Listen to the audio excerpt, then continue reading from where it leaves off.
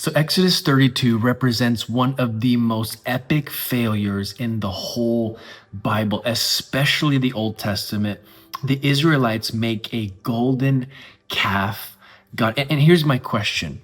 Did they actually make a new god, or did they just reshape Yahweh into the form that was more convenient for them?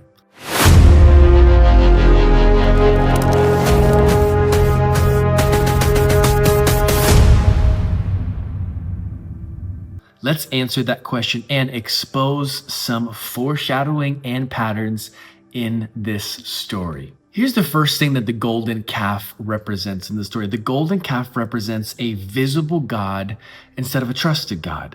You see, Israel panics when Moses disappears.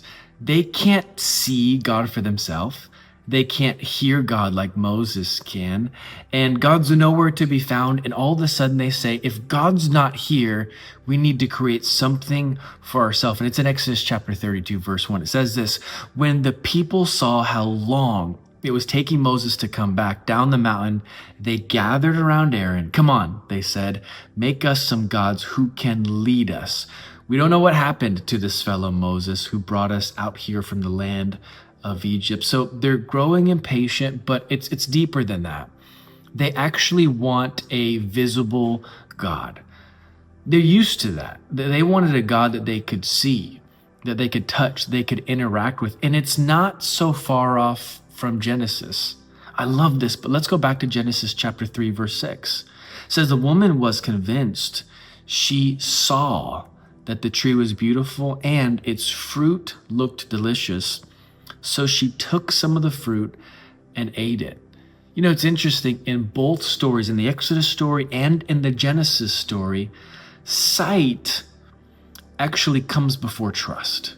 They take the first thing that they can see. And the New Testament warns us about this. In fact, in 2 Corinthians, it says, for we live by believing and not by seeing. And so here's where they're at. The Israelites, the Hebrews, they're not seeing God. It's been 40 days. They can't see God. They can't see Moses. And so they build a God that they can see with their own two eyes. Here's the second thing that the calf represents. The golden calf actually, it represents impatience with God's timing. You know, Moses is gone again for 40 days and God is silent, and Israel decides that waiting is too costly. Actually, we've talked a lot about waiting on God and listening for his voice. If you missed our series on Job, you got to check it out, because so much of Job is about waiting on the Lord, trusting in the Lord. Go back to our Job series, check it out. Hey, while you're here, if you love the Bible, and if you love Exodus, make sure that you share this video with a friend, and while you're at it, like it. But in Exodus 32 verse 8, it says this: how quickly they've turned away from the way I've commanded them to live. They've melted down gold and made a calf, and they've bowed down to sacrifice it. In other words, watch this, a golden calf is what happens when patience runs out. When you're impatient with God, when you can't hear his voice, when it's been X amount of time before you've heard God's voice, you begin to recreate an idol that you don't have to wait on. And this is exactly where the Israelites are. This golden calf represents not just something that they can see, but something that they don't have to wait for. Number 3, this golden calf represents power without obedience. Here's something that you might not know. I didn't know this for the longest time, but if you look back to the culture of Egypt, remember, they had false gods, and one of those false gods was a calf. And this calf was actually associated with fertility, kingship, and divine power. Watch this. Israel, in the making of the golden calf, they choose strength without submission. It says this in Exodus 32 verse 4.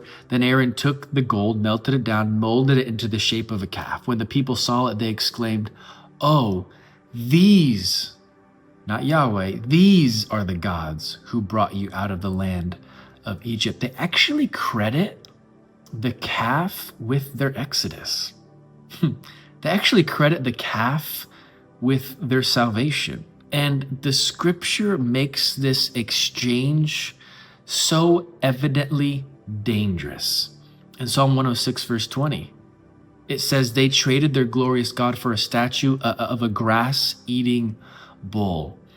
It's so dangerous whenever we exchange in God in the form that he is into the form that we want. And so Israel, they wanted a God with power, but they didn't have to submit to. They wanted a God with supreme authority, but they didn't have to be obedient to and yield to. And honestly, this is the problem with Christianity today. Think about it. Christians today, so many of them, not all, but Christians today, they want miracles without obedience. They want answered prayers without submission. And this is where Israel is. They want strength, but they don't want to submit to a God that they can't control. And so what do? They build their own version of God. Romans chapter 1, one of the strongest passages in all of Scripture, says this in verse 23, and instead of worshiping the glorious ever-living God, they worship idols made to look like mere people and birds and animals and reptiles. Here's what I'll say. Israel didn't stop believing in God. They didn't reject his power, and they didn't deny the Exodus. They actually just reshaped God into something safer, something visible, something predictable, something that never makes them wait or obey.